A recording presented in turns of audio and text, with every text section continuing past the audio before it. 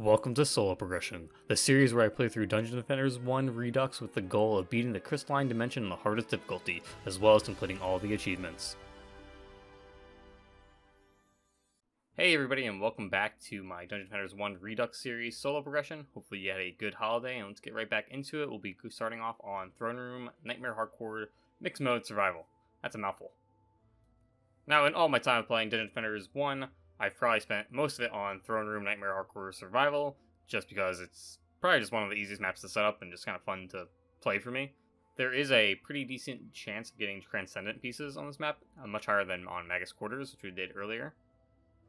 The pet you get from this map on Wave 15 is not really noticeable, it doesn't really matter, but getting a good statted giraffe would be nice for my builders.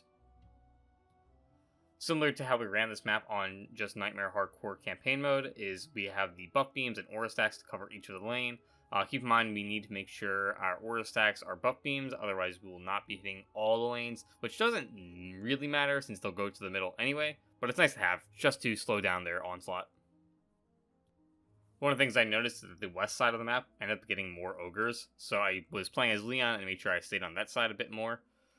The north side took care of all the ogres and goblin copters that came that way pretty easily on its own. I never really had to go over there unless there was a ton of things happening, but generally that wasn't the case.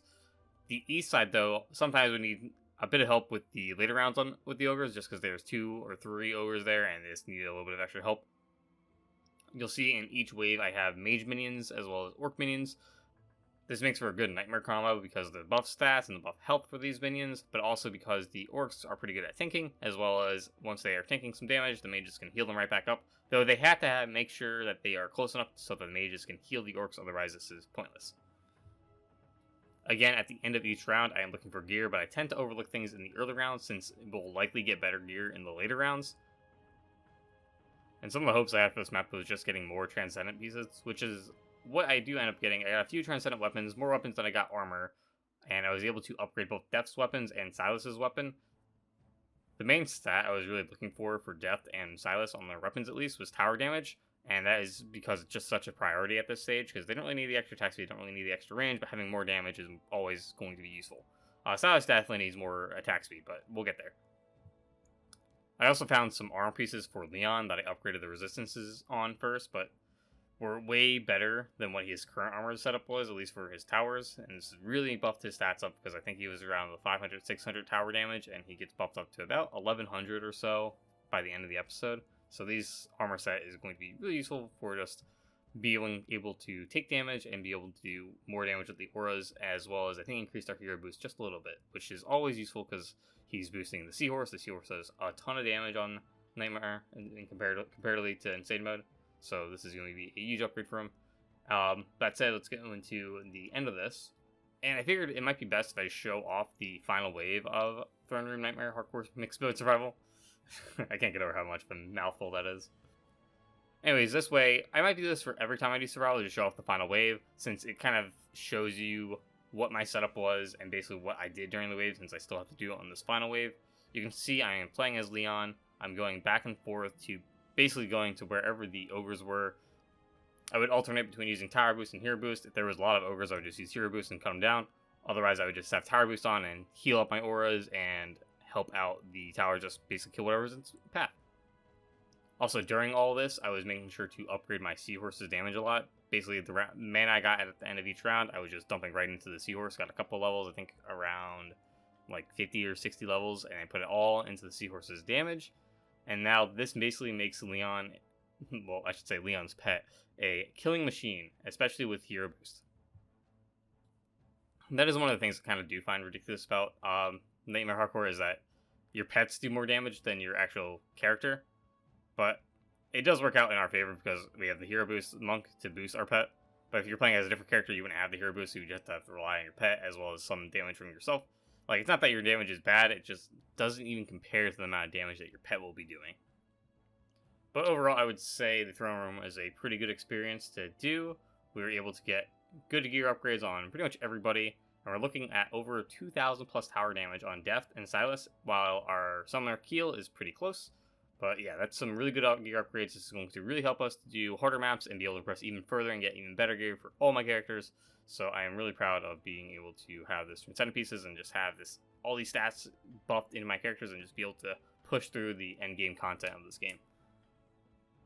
I also wanted to show you what I'm doing at the end of each wave to check every item is that I'm going and looking at my map and making sure I'm checking every transcendent item, every mythical item that is a piece of armor, just because the stats might not say that they're better than what you're currently wearing, but they could be, because it's just not calculating what you think or what the game thinks is better or not for you. So I'm always just looking at every piece at the end of each round, making sure I'm not overlooking anything that is really useful for one of my characters or just potentially could be upgraded to be even better than what I have currently. But yeah, that's going to wrap up the throne and on to our next map. Now, our next map is the King's Game, which we're going to be doing on Nightmare Hardcore, of course. I wanted to try out this map because it's good to farm later, and the weapons you get from this map from beating it on campaign can be quite good.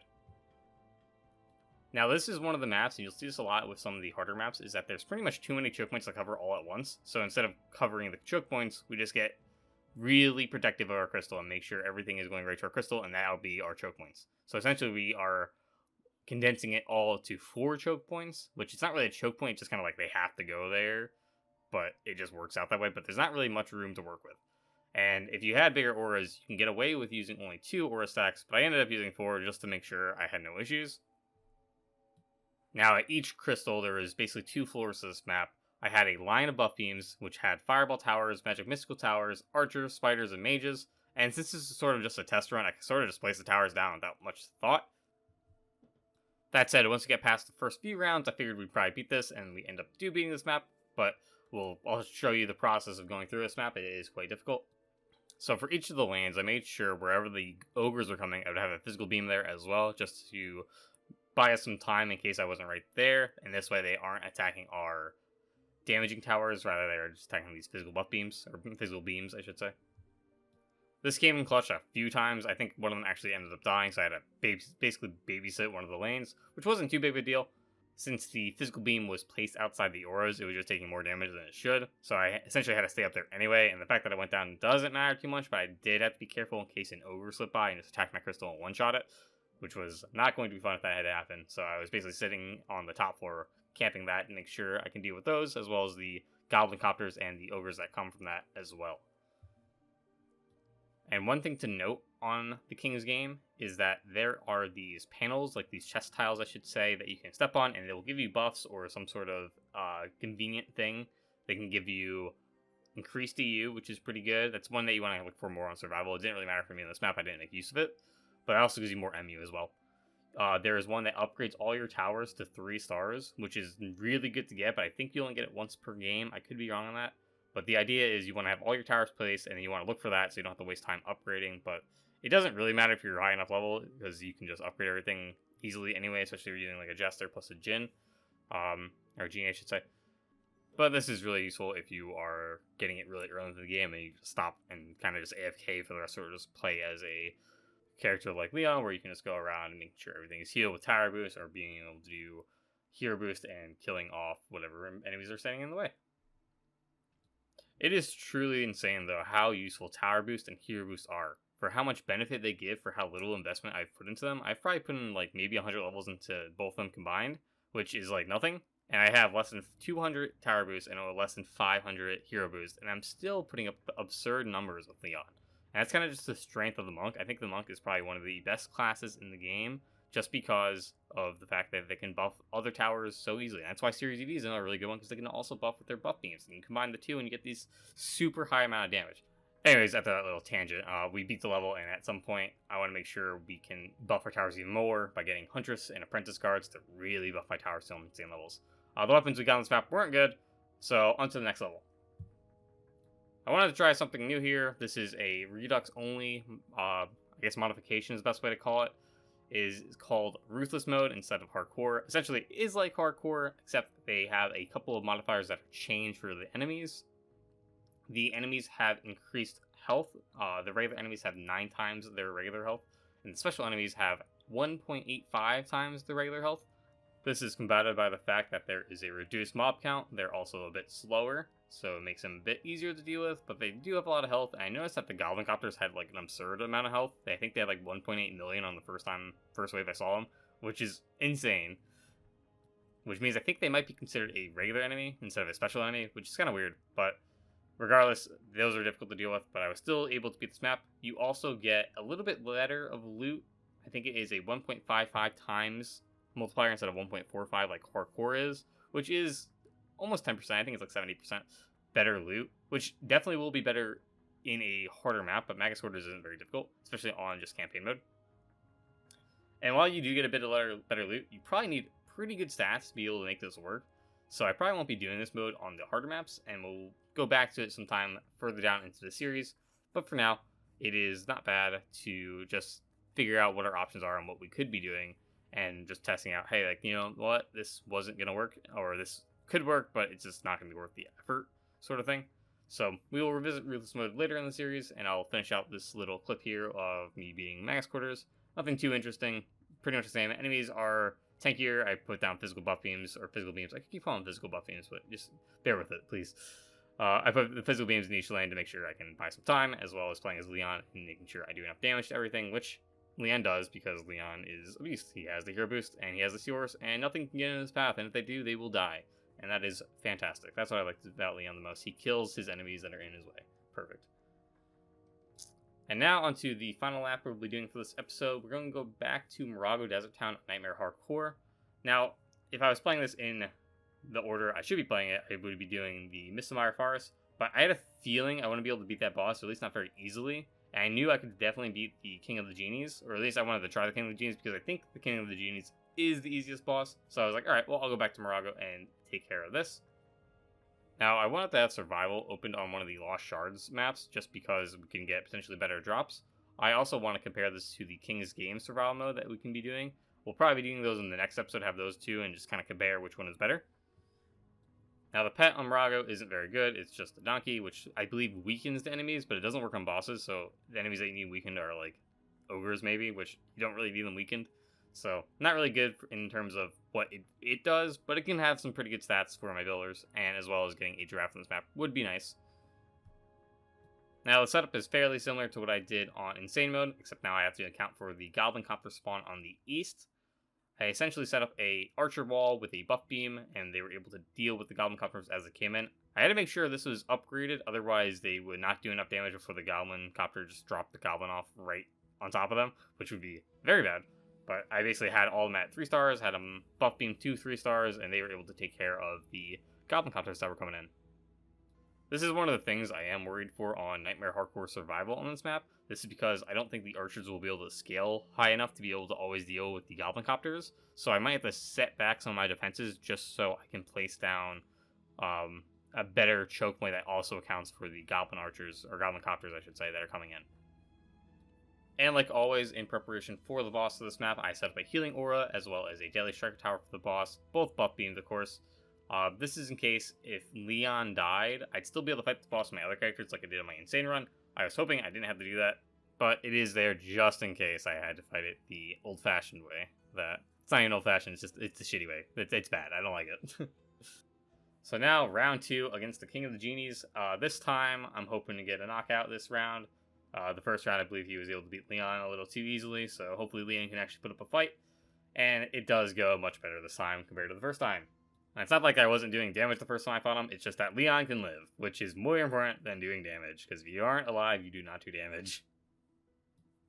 So what's really nice is I'm able to take a few hits on Leon, which buys me more than enough time to get in with my Seahorse plus Hero Boost to absolutely obliterate the Genie. And since the boss is able to teleport after a set amount of damage, I'm pretty much able to throw caution to the wind and get real close to the boss before having a chance of even dying, since he'll teleport away. Since I'm just doing so much damage with Hero Boost plus my Seahorse, it's basically insane. I'm just doing so much damage that I get up to him, do all the damage, he doesn't get an attack off me, it's like 1 or 2, I can take him, and then he teleports away, which is perfect. This teleport mechanic that the King of the Genie uses, where he goes into the magic lamp after taking enough damage, is probably what makes the King of the Genies so easy compared to the other bosses, is that you have this downtime where it's like, oh, I don't need to summon the boss back out, I can just heal my defenses real quick and then get back to it. You don't really get that option with any of the other bosses, besides, I guess, the Sky City boss. But that said, the Sky City boss is not very convenient, because it's going to destroy your towers much faster than King of the Genie will, and it's still doing stuff even when you have that little bit of layover time. That said, Between each magic lamp use, I am using my Tower Boost and healing up all my ores as I go past them. Since they break, I will lose this map, guaranteed. My other characters actually ended up dying, so if I die now, I will lose. Doesn't matter, we end up beating this map and get one step closer to the Crystalline Dimension on Nightmare Hardcore. But we will have to start achievement hunting soon. I do want to get all the achievements in the game, which will take a while, but we will eventually get there. And now for a proper stat check. First up, we have Leon, who's boasting pretty good hybrid stats, over 1100 in aura damage and range, and Hero Boost is working quite nicely with the low damage, but it works really good with those CRs. Next up, we have Keel the Summoner. Their stats are looking pretty good with 1700 plus tower damage, as well as a decent level into Flash Heal. I might prioritize a bit more into health, since their minions get so much extra health, as well as Flash Shield to take on the Kraken on Aquanos, and use the same strategy I use for Insane. Up third, we have Depth, and likely has the best stats of all my characters, and most likely due to the fact that they have 2 Transcendent weapons, has over 2000 tower damage, and 1000 tower range and speed. Makes Depth really good at buffing other towers, while his towers aren't very good, except for the Sam tower, which I haven't used yet, which is a Redux exclusive. Last, but certainly not least, we have Silas. They have the highest tower damage of all my characters, but more attack speed would be nice though. Now, one thing to note, at the end of this episode, I am actually caught up to where I am currently playing this. When I'm recording this, the last thing I've done was Moraggo Town. I haven't done anything further this. So the next upload might take a little bit, since I want to get a bit more gameplay into there, just because this map had, I think, 4 or 5 maps in it, which is nice. But I want to have more of a progression thing, so you might see uploads a little less frequently, maybe 2 to 3 times a week now, but this way it is more of a bigger progression update when I do make the videos. I'm making them a bit longer. So yeah, hope you guys had a great holiday, and I will see you guys in the next video. Have a good one. Bye.